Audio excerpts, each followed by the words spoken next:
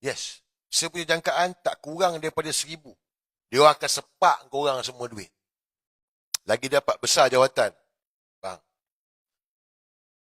Bang, ni duit haram. Kenapa? Why? Kenapa dia orang terpaksa buat benda ni semua? Jaga kepentingan mafia korporat ni. Ni, mafia kunyit ni. Why? Sebab PRU16 ni, dia orang nak pakai duit banyak. Sebab dia rasa korang semua boleh kena beli. Ini yang saya cakap, antara maruah dan rasuah. Kau pilih. PRU16 ni antara maruah dan rasuah, guys. Dia perlukan duit. Dulu UMNO kerajaan, agensi punya banyak, ada bagi juga. Pun kalah. So, waktu 2022 tempoh hari, PRU tu hari, PN ada pakai duit. Memang betul PN pakai duit. Tuan Jana Wibawa apa semua tu. So, dia orang punya kepala otak fikir, orang Melayu khususnya, boleh dibeli dengan duit. Untuk China dengan India, dia dah main. China dia main babi. India dia main kuil. Orang Melayu ni tetap sokong. Tetapi duit. So, dia perlukan duit yang banyak. Nak bagi rasuah kat korang. Nak menang. Sebab Tun dah cerita dah. RM200 Tun kalah di Langkawi. So, kau rasa nak bagi korang apa? Okey. Kalau korang lah, sebagai pengundi, kau rasa-rasa agak-agak berapa AMDAP ni, UMNO PH ni, nak sepak korang duit untuk pilihan raya ni? Bagi tahu dekat saya. Guys, saya punya jangkaan lah, tak kurang daripada 1,000 tau. Yes, saya punya jangkaan tak kurang daripada 1,000. Dia orang akan sepak korang semua duit. Sebab tu dia nak test di Johor dulu.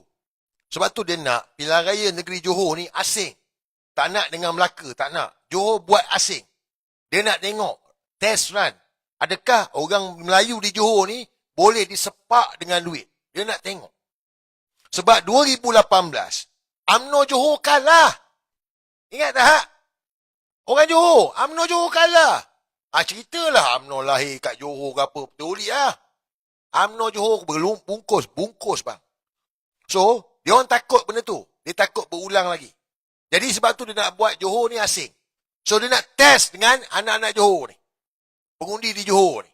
Ni, sepak duit. Jadi tak jadi. Guys, ingat saya cakap. Ini antara maruah dan rasuah. Jangan kerana duit, kita gadai prinsip kita. Tapi kalau dia bagi, ambil. Dia bagi, ambil. Terima kasih Tok Sri. Dia bagi lagi, ambil. Dia bagi, ambil. Undi jangan bagi. Undi jangan bagi. Ingat tu. Sebab itu kenapa dia orang kena kekalkan Azam Belen. Kekalkan saling kunyit kongkang. Kekalkan Farhash. Kekalkan mafia ni semua ni. Ni. Nak pakai duit banyak. Duit apa? Duit letih. Bisnes haram. Bisnes illegal. Pelacuran, perjudian, maksiat. Semualah. Termasuk bisnes yang pelik. Termasuklah bisnes yang pakai tuala berdarah tu. Tu bisnes jual jubur tu. Kau lupa ke? Cepat sangat lupa ni. Yang tuala berdarah tu. Yang 200 orang lebih kena tangkap tu. Yang tak ada pertuduhan sampai sekarang tu. Ingat tak? Yang tuala berdarah. Takkan kau nak tunjuk gambar. Mesti kau ingat punya. Takkan semua benda nak tunjuk gambar. Yang tuala berdarah tu. Termasuklah duit lendir tu. Itu bukan duit lendir. Itu duit kunyit.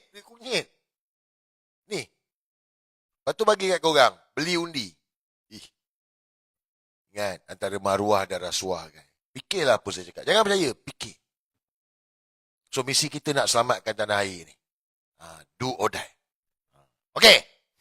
Saya minta tolong-tolong sangat untuk kita sampaikan kepada lain tentang rancangan mereka ni. Kita kena bocorkan rancangan mereka ni. Bagi tahu dulu. Biar dia orang fuck up. Okey guys, terima kasih semua. Assalamualaikum.